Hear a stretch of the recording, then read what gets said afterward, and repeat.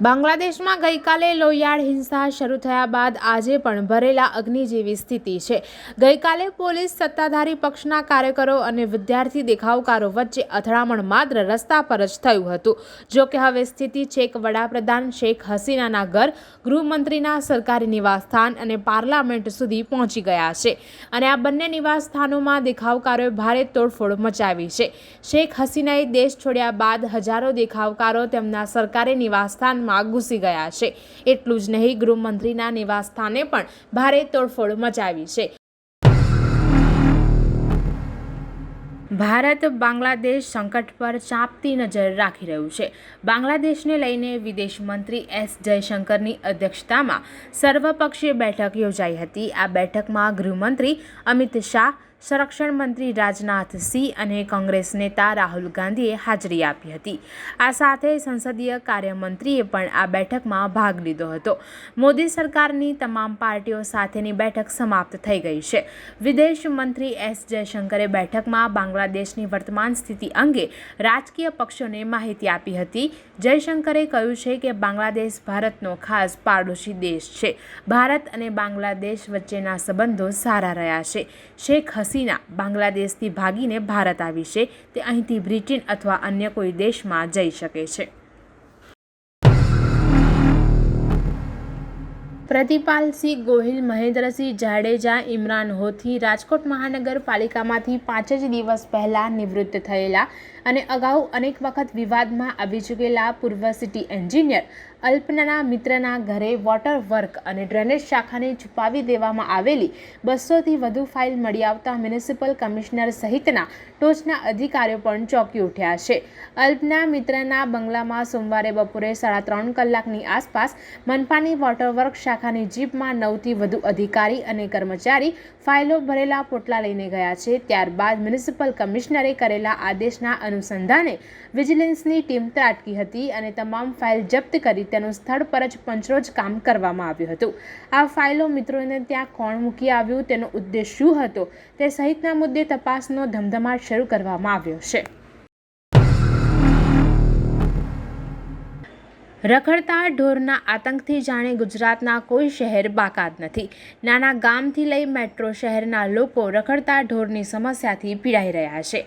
રખડતા ઢોર રાહદારીઓ માટે ક્યારેક જીવલેણ પણ સાબિત થતા હોય છે। એવામાં અમરેલીના ધારીમાં આખલાના આતંકનો એક વિડીયો સામે આવ્યો છે। ધારી શહેરમાં રસ્તા પરથી 2 વ્હીલર લઈ પસાર થઈ રહેલા ડોક્ટરને આખલાએ અડફેટે લઈ કચડ્યા હતા। તેમને સારવાર માટે ખસેડવામાં આવ્યા છે। રસ્તા પર આખલાના આતંકને કારણે અન્ય લોકોમાં નાસભાગ મચી હતી। અમદાવાદના દાણી લીમડા વિસ્તારમાં ચંડોળા તળાવના રીડેવલપમેન્ટ માટે ખોદાયેલા ખાડામાં ભરાયેલા વરસાદી પાણીમાં રમતા રમતા 10થી 12 વર્ષની ઉંમરના 3 બાળકો પડી ગયા હતા। ડૂબી જતા ત્રણેય બાળકોના મોત નીપજ્યા હતા। આ બાળકો સોમવારે બપોર બાદ ગાયબ હતા। પરિજનો અને સ્થાનિક લોકો દ્વારા શોધખોળ કરવામાં આવી હતી। રાત્રિના સમયે તળાવમાં વરસાદી પાણી ભરાયું છે તે જગ્યા પર શોધખોળ કરવામાં આવી હતી। અહીં ત્રણેય બાળકો ડૂબેલા જોવા મળતા ત્રણેયને બહાર કાઢી એલજી હોસ્પિટલ લઈ જવાયા હતા। જોકે ડોક્ટરે ત્રણેયને મૃત જાહેર કર્યા હતા। 3માંથી 2 તો તેના પરિવારના એકના એક દીકરા હતા।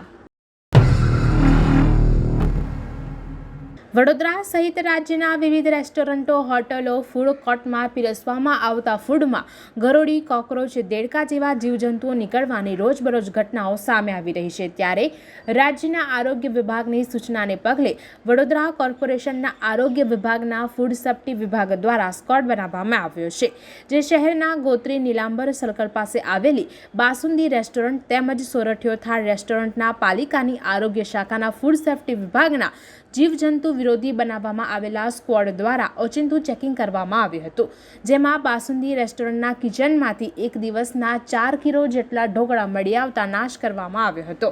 તે સાથે શાકભાજી, કઠોળ, કચુંબર, મીઠાઈ સહિતની ચીજવસ્તુઓની ચકાસણી કરવામાં આવી હતી। પાલિકાના સ્ક્વોડ દ્વારા જીવજંતુ વિરોધી શરૂ કરવામાં આવેલી ઝુંબેશના પગલે રેસ્ટોરન્ટ, હોટલ સંચાલકોમાં ફફડાટ વ્યાપી ગયો છે।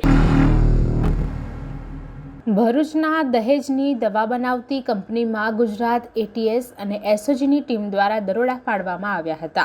આ કંપનીઓ દવા બનાવવાની આડમાં ડ્રગ્સ બનાવતી હોવાની માહિતી મળી હતી. ભરૂચની કંપનીમાંથી એનડીપીએસ એક્ટ હેઠળ પ્રતિબંધિત રો મટીરિયલનો મોટી માત્રામાં જથ્થો ઝડપાયો હતો. ગુજરાત એટીએસ દ્વારા રાજ્યની અનેક કંપનીઓમાં આ અંગેના દરોડા પાડવામાં આવી રહ્યા છે. આ અંગે મળતી પ્રાથમિક માહિતી પ્રમાણે રાજ્યમાં ભરૂચ અને અંકલેશ્વર સહિત અનેક જગ્યાએ દરોડા પાડીને આ અંગેની તપાસ ચાલી રહી છે. જેમાં પ્રાથમિક માહિતી સામે આવી રહી છે કે ગુજરાત એટીએસને બાતમી મળી હતી કે કેટલીક કંપનીઓમાં દવાઓની આડમાં ડ્રગ્સ વેચતા હતા. ગુજરાત એટીએસને મળેલી માહિતી બાદ રાજ્યની કેટલીક કંપનીઓ પર દરોડા પાડવામાં આવ્યા છે. સુરતના ઈચ્છાપુર વિસ્તારમાં કંપનીમાં ક્રેન દ્વારા પતરા કાપવાનું ભારે ભરખમ મશીન ચડાવવામાં આવી રહ્યું હતું. આ દરમિયાન આ મશીન નીચે પટકાતા કામ કરી રહેલા 28 વર્ષીય યુવકનું ઘટના સ્થળે જ મોત નીપજ્યું હતું. આ સમગ્ર ઘટના સીસીટીવીમાં કેદ થઈ ગઈ છે. આ મામલે ઈચ્છાપુર પોલીસ સ્ટેશનમાં ક્રેન ઓપરેટર વિરુદ્ધ ગુનો દાખલ કરી વધુ તપાસ હાથ ધરી છે. કરોડોના ખર્ચે બનેલા સુરત ઇન્ટરનેશનલ એરપોર્ટમાં ડોલો મૂકવાનો વારો આવ્યો છે. કારણ કે વરસાદે સુરત એરપોર્ટ ખાતે ચાલી રહેલી લાલિયાવાડીની પોલ ખોલી નાખી છે. જૂના ટર્મિનલમાં ફર્સ્ટ ફ્લોર પર એરોબ્રિજની લોબી પાસે છતમાંથી વરસાદી પાણી ટપકવાને લીધે મુસાફરોને ભારે પરેશાન થવાનો વારો આવી રહ્યો છે. છતમાંથી ટપકતું પાણી લોબીમાં પ્રસરે નહીં તે માટે પ્લાસ્ટિકની ડોલો મૂકી હોવાનો વિડીયો વાયરલ થયો છે. પાણી ટપકતું હોવાથી બેરિકેડ લગાવી 2000 સ્ક્વેર ફૂટનો એરિયા બંધ કરવો પડ્યો છે.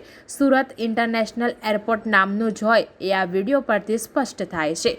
કરોડો રૂપિયાના ઇન્ફ્રાસ્ટ્રક્ચરમાં પોલમપોલ જ સામે આવી છે. સુરતના ડિંડોલી વિસ્તારમાં મોડી રાત્રે 22 વર્ષીય અંશ ઉર્ફે ગૌરવ નામના યુવકની હત્યા કરવામાં આવી છે. મહાદેવનગર નજીક કેટલાક લોકોએ અંશ પર જીવલેણ હુમલો કર્યો હતો. તેને તાત્કાલિક 108 એમ્બ્યુલન્સ મારફતે નવી સિવિલ હોસ્પિટલ લઈ જવામાં આવ્યો હતો, જ્યાં ફરજ પરના તબીબોએ તેને મૃત જાહેર કર્યો હતો. 1 મહિના પહેલા જ અંશ બારડોલીથી સુરત આવ્યો હતો. બારડોલીમાં તે નશા મુક્તિ કેન્દ્રમાં દાખલ પણ હતો. સુરત શા માટે આવ્યો હતો તે અંગેની તપાસ હાલ પોલીસ કરી રહી છે. જ્યારે કેટલાક લોકોએ અંશ પર જીવલેણ હુમલો કર્યો ત્યારે બૂમાબૂમ થતાં સ્થાનિકો તેને બચાવવા માટે આવી પહોંચ્યા હતા. ઘટનાની જાણ થતાં જ ડિંડોલી પોલીસનો કાફલો ઘટના સ્થળે પહોંચી તપાસ શરૂ કરી હતી. પોલીસે સમગ્ર મામલે હુમલો કરનાર શખ્સો વિરુદ્ધ ગુનો નોંધી આગળની તપાસ હાથ ધરી છે.